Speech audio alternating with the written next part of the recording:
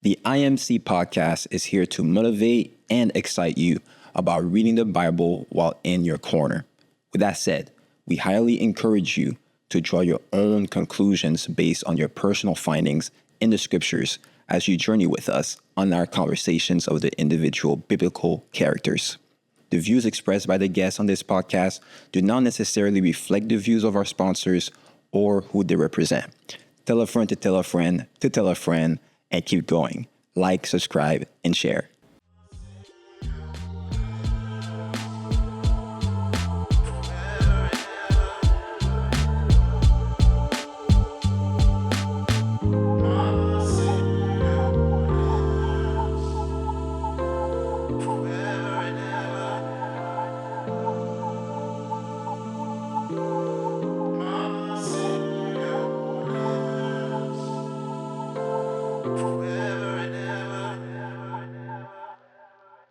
Hey everyone, and welcome back to the In My Corner podcast. As always, another episode, another biblical character to explore.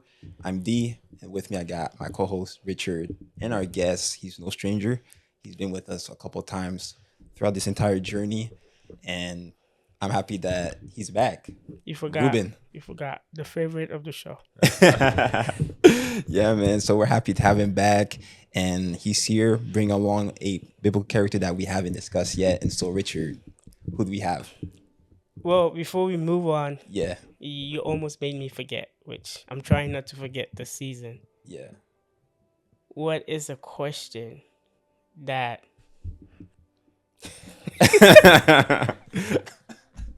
Ambush. Just kidding. I don't even remember the question. What did he ask? Emmanuel? Yeah. But this season, we're not forgetting no one. We're not letting anyone off the slide. So, Ruben, welcome back. Thank you. And also, we want to ask you a question from the previous guests. And they ask, how do you intend, or how are you able to influence or inspire young people and women in your church, especially the ones with influence in the community? How can you get them involved through your inspiration? Yeah, I think personal influence is power, right? So people don't care about how much you know until they know how much you care. You could have the greatest talents in the world, but if they think you're a snob or you're distant or you're self-righteous, you're not going to be able to influence them. Which shows influence doesn't necessarily come from your talents as much as showing people how much you love them. And then that love that you show for them will awaken love for you. And once you have that connection, the influence happens. Yeah. Once you have that connection, the influence happens. Well, today it goes along well with the character that Ruben brought. Again, another favorite. I don't know, he's trying to claim the seat, the most famous person on this show. So he keeps on bringing the famous characters ever. And today's character, Joseph, many of you might be like, oh, we've heard of him before. Or my friend, the one that always talks to me, says, who is Joseph? Well, today we are going to talk about a guy who had the greatest opportunity, if we had to say in our generation, to have an affair with the most powerful person that he served, or he responded to Potiphar, his wife. He just let that opportunity slide and didn't have an affair with her, or let's say a one-day stand with her. But moving on, not only was that decision very pivotal in his life, but moving forward, he made some changes that made him a very powerful and influential person in life. Yeah, so hey, let's get into the story, huh? Yeah. First thing I want to do is, I've noticed that in the Bible, it actually records the faults of God's people even more than a lot of their good deeds. Tell me about it. You know why that happens? It's because God is teaching us not to put our trust in man. Okay. Because man is going to let you down. Man is faulty. I'm faulty. We're all faulty, right? Okay. Apart from Jesus. Yeah. And so the stories are written this way to help us learn from their mistakes so that we can avoid their mistakes, right? And so when you study the story of Joseph, if we're going to take a step back and not glamorize the story as this is like an amazing, perfect, sinless hero, and say, hey, this was a faulty human being just like you and I, same sinful nature. Let me read the good things he did, but at the same time, what are some of the bad things he did? Okay. And if we read both, now we get a fuller picture of why this story is in here for us today. So even to get you correct, the faults that are recorded in the scriptures of the characters outweighs the good things they did. A lot of times, there's some like exceptions with Daniel. It doesn't Okay. really mention him messing up too bad. But right, if you look at most Bible stories, you'll be able to see what they did wrong. Yeah. You know what I mean? So with that being said, the story actually opens up in the book of Genesis, chapter 39, verse 1. And I don't know if you have your Bibles. Yeah, man. Okay, I'm ready. Okay, right now we're going to look at the blessing and the coming test. All right. This is like the first part. It's verses 1 through 6. You'll see this whole part is about the blessing and the coming test. So maybe Dee and Richard, can you read just all the way 1 through 6 for us? Maybe take turns however you want. All right, chapter 39, verse 1. Now Joseph had been taken down to Egypt, and Potiphar, an Egyptian officer of Pharaoh, the captain of the bodyguard, bought him from the Ishmaelites who had him taken down there. The Lord was with Joseph, and he was a successful man, and he was in the house of his master, the Egyptian. Now his master saw that the Lord was with him, and how the Lord caused all that he did to prosper in his hand. Let's just pause right there. There's a little bit of prosperity gospel, right? Yeah. A little bit. Yeah, It says the Lord was with him and he was prosperous, right? That doesn't mean you're going to be rich, but you are going to prosper in whatever you do if the Lord is with you. That's right. So if you're a mechanic, you're going to prosper. If you're a doctor and you're with the Lord, you're going to prosper. If you're crocheting, you're going to prosper. You may not be a billionaire, but you're going to do the best you can in that stage where God has you, right? Right. And so God was blessing Joseph, and because of that, Potiphar actually trusted him completely, and he was able to witness to Potiphar. But we know that whenever God is blessing, the devil is going to come tempting. Man. It's on its way. So you could say to yourself, wow, God is really blessing my life. The next thought that should be in your mind is a temptation is coming. Okay, fair. Yeah. Because the devil does not want you blessing and uplifting God and people saying, wow, like if I worship God like that, I'm going to prosper too. People want to prosper. And so the devil doesn't want people to prosper, and he doesn't want them worshiping God. So he's going to try and get you to fall in your relationship with God so that you will not prosper and that people will not be directed ultimately to Jesus. Is it because maybe partly because when we're looking at the prosperity that it's talking about here, sometimes we focus on the goodness of the prosperity and forget the prosper giver. Right. Break that down for me, man. so like our focus is on, oh, this guy, he got a Range Rover. He got a Bentley. He looks good. And our focus is just on the Bentley. But the question is, how did he get the Bentley? Exactly. Or, how did he come about becoming this person? Yeah. And actually, like the name Lucifer means light bearer, right? The light didn't come from him. He was reflecting God's light, right? Yeah. The moon. Does the moon give us light at night?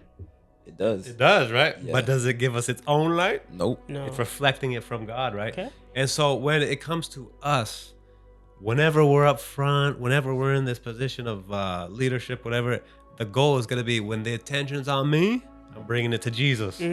Because if we get people focused on us, we are robbing them. People do not need to see us. They need to be seeing God. Yeah. And in this story, actually, Joseph was showing God. Amen. He was showing God. Yeah.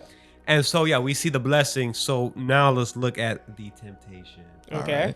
Let's look at verses 7 through 12. So let's just do 7 through 10, actually. You 7 want to to 10. All take right. turns? Yeah. Verse 7, it came about after these events that his master's wife looked with desire at Joseph, and she said, "Lie with me." But he refused and said to his master's wife, "Look, my master does not know what is with me in the house, and he has committed all that he has to my hand." There's no one greater in this house than I, and he has withheld nothing from me except you, because you are his wife. How then could I do this great evil and sin against God? So it was. And she spoke to Joseph day by day, that he did not heed her, to lie with her or to be with her. All right, very good. Let's be nice. Let's be positive. What were some of the right things he did right in this situation he was in? He respected his authority. He knew the boundaries that he could not cross. And so when Potiphar's wife said to lie with her, he said, no, I'm not going to do that, because that would be committing a great sin against God. So he stood his ground. 100%. Great answer. What And about I think even though he respected his authority, he still saw it as a sin against God, not his master. Yeah. Or even both, right? Yeah, Or even both. Because, hey, your master, the only thing he hasn't given me is you. Right. You know what I mean? Yeah. Yeah, exactly. But he wasn't just saying, I can't do it only because Potiphar held me. He's looking beyond Potiphar. Yes. There's someone higher Yeah. than your current judge here. This is God, ultimately, at the end of the day. Yeah, so he recognized God is here. I'm not about to do this. Man, how can I do this to even to your husband? Then, when she grabs him, some people be like, oh, well, it's too late. And they just give into it. He literally flees from fornication, which is what Paul says in the New Testament. He doesn't say walk away from fornication, crawl away. Right. Like, oh, I hope you don't get me, and you're crawling away, hoping it is going to get you. He flees. And so he did a lot right here, right? And that's honestly what we should do. But now we're going to get to the deeper stuff. Are you ready? All right. Before you go, I just realized something. Okay. I don't know, maybe it's because of the translation that I'm using, but it says that she spoke to Joseph day by day. Oh, we're getting there. Oh, we're getting okay. We're getting there. Okay, please. Yeah. Because I just seen that for the first time, and I'm like, oh. Yeah, no. Okay, so perfect. The first thing he did wrong was he did something wrong. oh, yeah, no, that's what we're talking about. There's a few. I got a list of wrong things. Get ready. Was his silence. Okay. His silence was the first thing he did wrong. Joseph didn't tell Potiphar what was happening. And he stayed silent, and that actually escalated the situation. That's a good point. Yeah. Look, if you're married and you got a servant and your wife is trying to hit on the servant, do you want your servant to tell you what's going on? I would want to know. You want to know. What's this secret thing going on here, right? Right. If the servant really loves you, he will tell you the truth. Like, I can't work for you anymore because this is what's happened. And I love you too much for anything to happen. And I respect your home. There's no way I'm going to put myself in this situation. But in trying to keep it silent. Just between the two. Did it stop? You read a verse. Right. Did it? Day by day. It's Yeah. a day kept by happening. day. So guess what happened? Silence only continues the situation. Yeah. What ends it is exposure. People like this never want to be exposed. They thrive in secrecy. Yeah. So that was his first thing. He owed it to his boss. The boss is paying his bills. He's giving him all of these things. And yet there's a secret between him and his boss with him and his wife.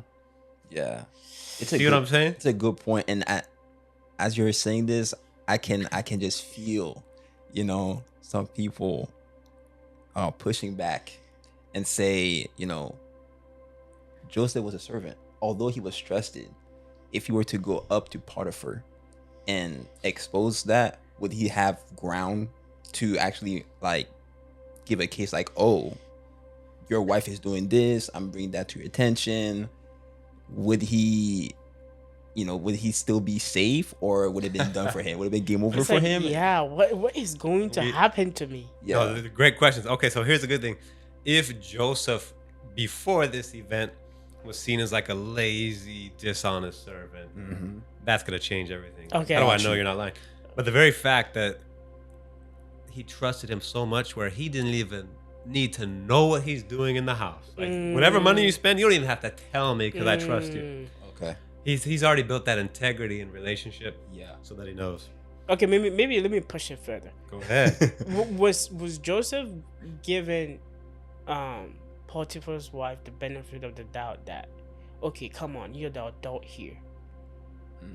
You should get some sense and then just stop at some point.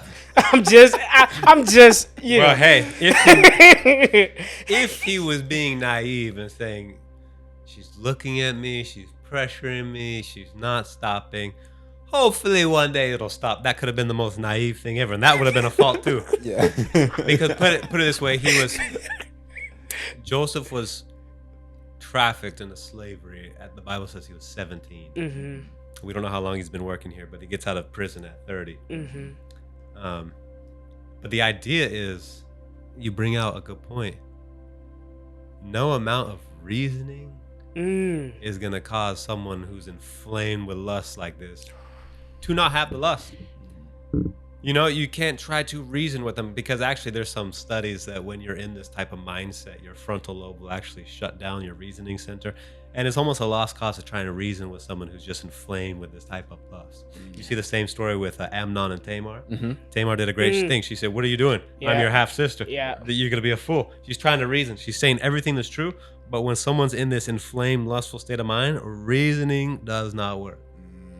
Exposing it does. Exposing it takes them right out of that, like cold water in your face. Like, okay, wait a minute. Yeah. So, that was one thing he did wrong. Now, and I would even say I don't think he meant to do it on purpose, but I'm going to read you a verse. Leviticus 5:1. I tried to read this in the King James. I had to get a different Bible version to make it a little more clear. Okay. This is from, I believe, the ESV. It says, if a soul sin and hear the voice of swearing and is a witness to that swearing, if he does not utter what he has seen, he shall bear the iniquity. How do you say that simply? If you are a witness to an evil deed, you see a murder, you see someone steal something, you see someone, trying to be in some illicit relationship like this, and you've got the knowledge, but you keep it to yourself and you don't do anything, but I mean, you bear the sin. Snitches get stitches.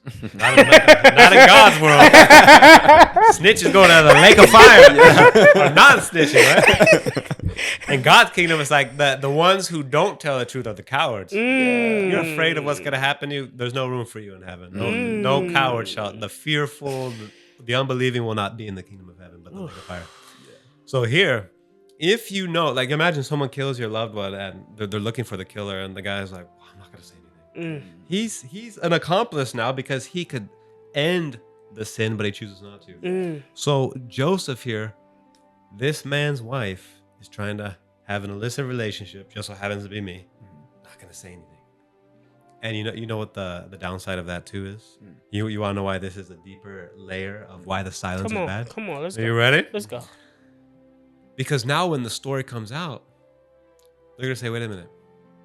You're saying this isn't true, but you knowingly went back day by day.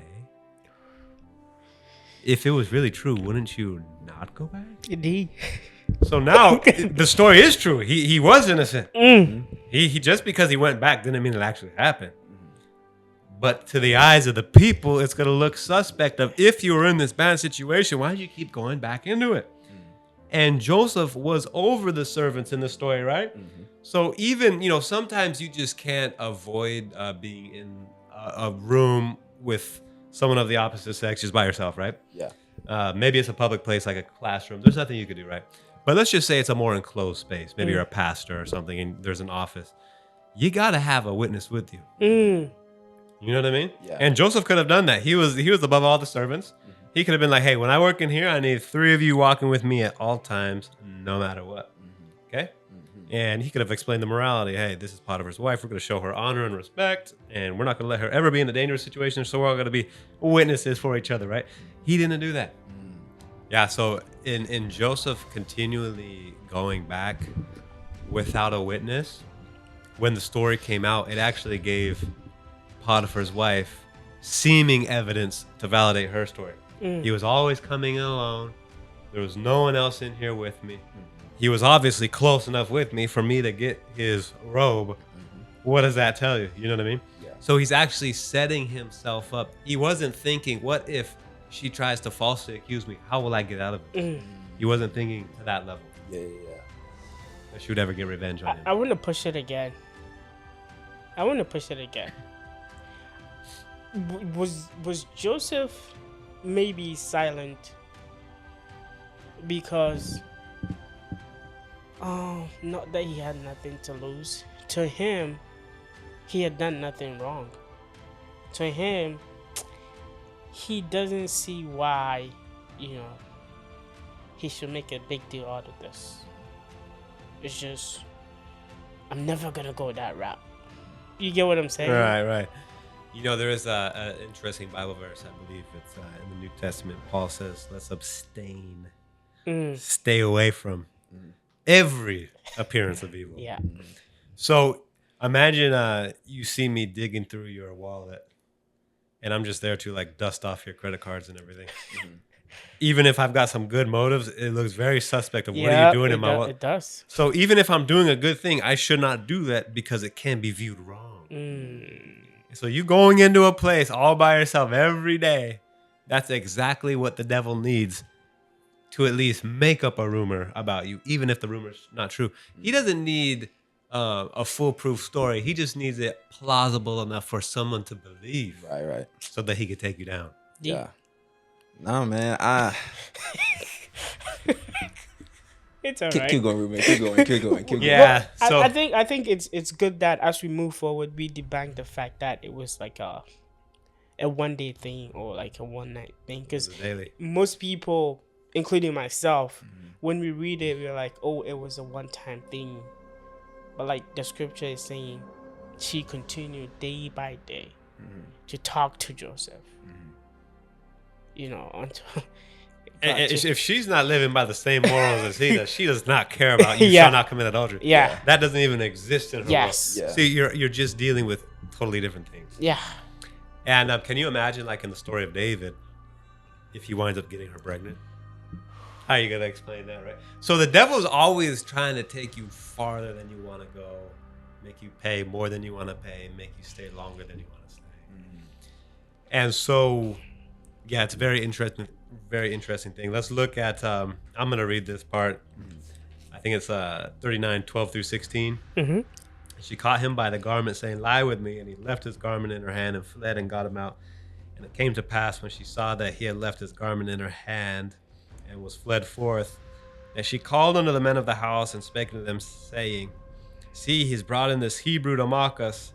He came in to lie with me, and I cried with a loud voice. And it came to pass, when he heard that I lifted up my voice and cried, that he left his garment with me, and he fled and got him out. So now the story flips, where Joseph's the bad guy. Yeah.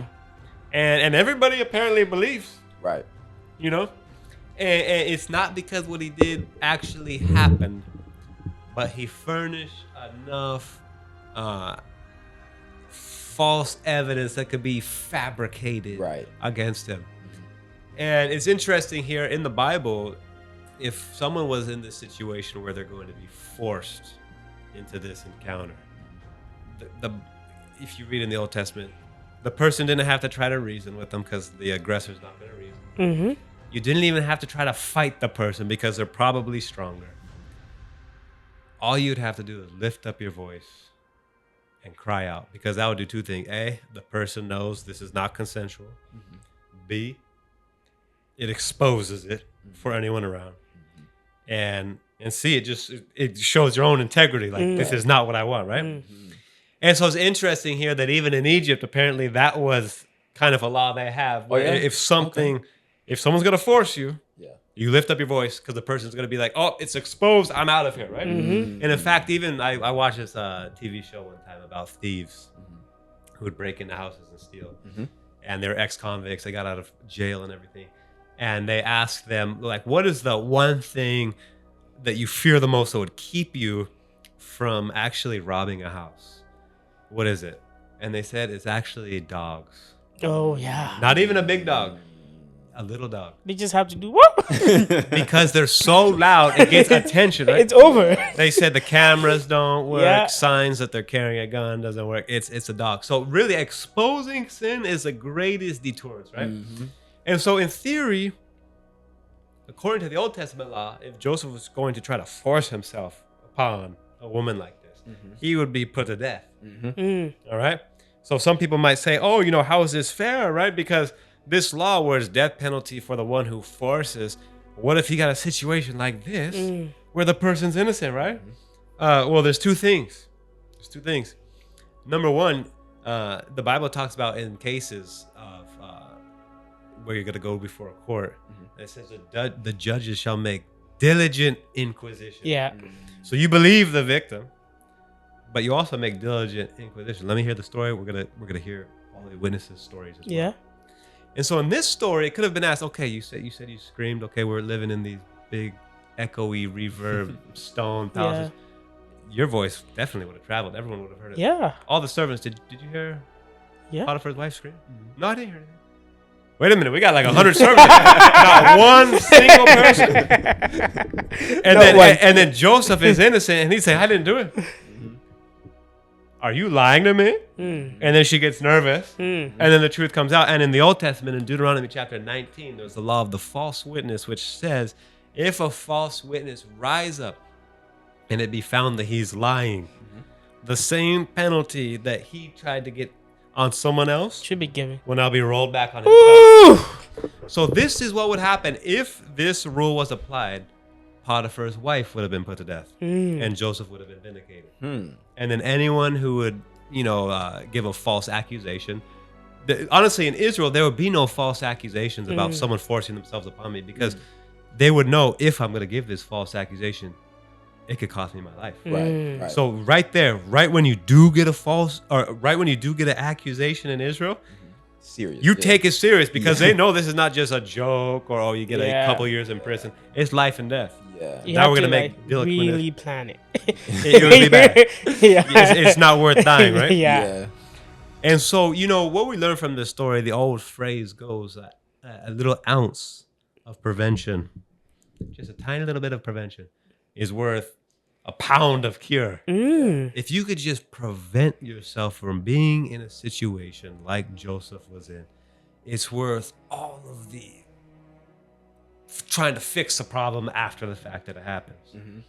And so, a rule that I make for myself is I try to never be alone with opposite gender. You know what I mean? Not because I think they're going to do anything, not because I think I'm going to do anything. But what if both of us are innocent, but someone else who maybe doesn't like you, they see it and they want to start a rumor about you? The third party. The heat that's gonna bring on you. Exactly. So you don't want to give the devil any ammunition to fire at you, your ministry, your family, your life. Just don't even go there. We learned that you could try to be naive and say, oh, it'll be okay or whatever. But what happens, it winds up blowing up in your face. And so God's recording of Joseph's story here isn't to shame him, but it's to shape us so we can learn from his mistakes and not go down the same path. Yeah, so the question I have is, okay, so from this story, we see that Joseph, despite him possibly being naive, right? Even though, okay, I'll put it this way. So in this story, be nice. Give a straight testimony, man. Don't be tactful. Just We just okay, so basically Joseph at the end, we know the story at the end, because of his faithfulness, he didn't die. Okay, he went to prison, right? So people reading the story might say, okay, well, as long as I'm faithful despite of the environment I'm in, right? Because there's some environment that you can't control, right? The same way in Joseph's case, he couldn't control his environment. He just had to be faithful. And stuff like that happened to him, which was unfortunate. And so people reading this might just focus on, okay, just be faithful. Don't focus about anything else. What would you say to that individual? like be faithful despite the consequences. Despite what happens. Yeah. Yeah, the good thing is Well, first of all, if I could back up to the naivety part, like we do see that was something God had to purify him from, because even before he gets sold into slavery, he's with his brothers, and he's saying, "All your sheaves bow down to me." You know, all the stars bow down to me. He's wearing his coat that he knows everybody hates. You know what I mean? Like he wasn't really. While he was sincere and loving, and he had a conversion experience, he didn't actually seem to have the most wisdom. If we're gonna be real, and you know, we could all use more wisdom, right? Yeah. But he wasn't. I like to think wisdom is this: think things through thoroughly. Okay. They all have TH. Okay. TH4. Think things through thoroughly. Okay. You got to understand what's going to happen if I do this, and you have 10 different options on the table, and you're going to do some time travel and see how they would all wind up, and then you pick the best option. He wasn't really doing that. Okay. And so the good news is, he had that naivety with his brothers. He kind of had it here with Potiphar, but God was able to purify him from that, and he was able to grow from that. And I would say, even though he may have made this mistake, which potentially could have helped him avoid prison, that wasn't the end for him. Yeah. Because he does some time behind bars in maximum security prison. And he gets out at the age of 30, same age Jesus was baptized, same age King David became king, same age that a priest could become a priest, right? Yeah. Very symbolic number 30. Yeah. And he becomes not the second in command for Potiphar, he becomes second in command for Pharaoh. Yeah. And apparently he's vindicated, because they're like, look, there's no way this guy did this. Yeah. And they don't believe the story. And so the vindication may come many years later. And so, I would say it's better to die than to sin. To live a life with a guilty conscience is no life at all. Yeah. I would rather go down just killed, martyred, whatever, right? But I'm serving the Lord. Like, what better way to go out than that? You know what I mean? So be faithful unto death, right? And you shall receive the crown of life. That's what God told the church in Smyrna, Revelation. And I don't think we say this because we already got it. You know, it's a day by day thing. Again, you brought up the proverb of the tiny little ounce of what we call it prevention. It's that first step, that initial, okay, I'm not gonna do this, just that first time, and then you keep adding on to it. And before you know, when it gets to something very complicated, because you've been thinking things through, even in the small little things, when it gets bigger, by the grace of God, you're able to just maneuver and then get there. Because the problem I see with us is that most of the time, it's like, I'm just going to do it this one time, you know, and just... Famous last words, right? Yeah. Just this one time. Or just once in a while. It's been a while, I'm going to do it, and then I won't do it for a while. Yeah, you know, after all, I'm human. You know, or the other person that is in the situation too as well is like, oh, you know, I pity them. But I think you bring our attention to something that is even greater than, you know, you being vindicated from the bigger situation, which is starting from the small things. And by the time it explodes, you know, they won't have to expose you first before you are vindicated. But then you will know, okay, what would God do? Yeah, and I mean, like, hey, in this world, this is just how it had to be. I can't wait for the day in heaven where we're all brothers and sisters in Christ. Yeah. You could hug someone and it's not bad. You could spend time with someone. You just love each other, right? But in this sinful world, we're going to have to be on pause with that type of familiarity because it could be viewed the wrong way. Yeah. Let me ask you this question, because I know there's going to be that person that's gonna have that question. So in this scenario, God allowed this entire thing to play out the way it did, right? And so God could have knock some sense out of Joseph, maybe reveal to him in a dream or whatever, right? Joseph exposed this thing, right? But in a sense, some people might say, hey, God was silent, right? What would you answer that to that individual? Hey, great question. The way I see it is God typically does not work a miracle for that which you could do yourself. So in the Old Testament, I think it's like Exodus, Deuteronomy, it said when you build a house, you're supposed to build a battlement, a little wall around it. Why? To keep you from falling off, right? God, instead of saying, hey, I'm going to work a miracle if you fall off your roof, he's like, no, you use some foresight so I don't have to do the miracle. Put a little wall so that if it's windy or you take an extra step back, you're going to bump into the wall and not die. And so what I noticed is if you could avoid something using your own foresight, then God will typically not work a miracle to prevent that. And but if you, for whatever reason, it couldn't be avoided, then that's oftentimes when God will step in and work the miracle. Yeah. So I think here's the thing, right?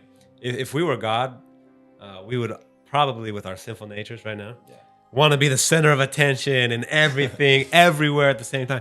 But we got to remember, the Bible says God is meek. God actually is so meek that he doesn't actually even necessarily want to have to step in and rule you. He wants to make you so self-sufficient and independent that you could rule yourself even without him always having to intervene. Again, on the power of choice. Power of choice. That's good. And I think we see a miracle because there was no way Joseph would have come out of that situation. You know, but we have this misconception about miracles. Even though we're talking about Joseph, but we see a miracle, which is God getting him out of that situation because it was needed. And people are like, oh, when Jesus came, he did miracle here and then that. But then all the miracles that he did, or throughout history, even in the Old Testament, when we see it was at the time that it was extremely needed. But then we don't use our power of choice, and then we wait until it's too late, and then we try to go for a miracle. So again, miracle is not something that you feed on every day. It is something that is extremely out of our control that God intervenes. And he doesn't want to take away our powerful choice. That's why. In fact, in 1 Corinthians 13, the love chapter, it says that prophecy will cease. You remember that? I know. I haven't been reading the Bible, man. We're going to pull it up, 1 Corinthians 13. And I want to point out something for you here. It's at the very end. 1 Corinthians 13, verse 13? Yeah, no, verse 8. Verse 8. Says, love never fails. Yep. But where there is prophecy, it will end. Where there's tongues, it will end. And knowledge, it shall vanish away. So, tongues was actually one of those miracles you could do, right? So it's almost saying like in heaven, when that perfect time comes and we're all in heaven, we're not going to have to be prophesying. We're going to have God directly there. We could talk to him directly. Because it's not needed. Yeah. When it comes to tongues, we're not going to need to speak in tongues. There's going to be like one language, right? Most likely, right? Yeah. And so it's almost like the miracles, we're not going to need those in heaven because we've got a direct access, perfect relationship with God. Yeah. And I think in a way that if we live our lives in all of our ways, we acknowledge him and he'll direct our paths.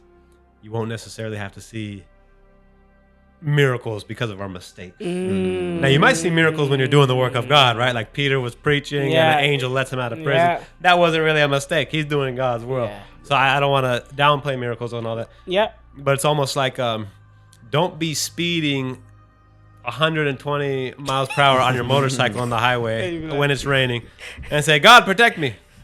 You actually have the power to protect yourself. That's how God wants to protect you. Yeah. It's through your own better decision. Yeah. And I think it's better to acknowledge him before the decision than after the decision. Yeah. D. Man, good conversation. Looking at the good things and the bad things that Joseph did in that situation. I didn't see those points before. So I was blessed. I was blessed, and I want to end with this, with a question for the audience, regarding this topic. A question for them. A step of action. What do you got? What do you think Enoch would have done if he were in Joseph's position? And let me just add some layers. What would Enoch do? What would King David do? And then what would the Apostle Paul do? Now, I want to say Joseph did the right thing. He didn't do it. But would they do the exact same thing, knowing their lives? How would it be different? So that is my question. Before you answer the question, I want to prophesy he's coming back for Enoch or Paul. We'll see. Part of a choice, right? You'll edit this part out if I do a different. Yeah, man, we're happy that you came back, and I enjoyed this episode. And for everybody that's watching, don't forget to like, subscribe, comment, and give us ideas on whatever character that you would want us to cover. We want to hear your insights. So yeah. Oh, and also I just remembered we have a new channel coming out where we're going to be answering all your questions and reacting to your case studies. And also we're going to be partnering with some great people to, also share their ministry on the platform. So if you have a ministry going on, hit us up. We'll be glad to partner. And if you also have questions, throw them our way. We'll discuss them or attempt to answer them. We can't answer them, but we will try. And till we meet again, I am Richard. This is D, always D. And the famous person on this show. You're going to make everybody hate me. Ruben. Man. It was a blessing. Yeah. Thank you again for Thank you. for coming to the show. Thank you. All right. Peace. Peace.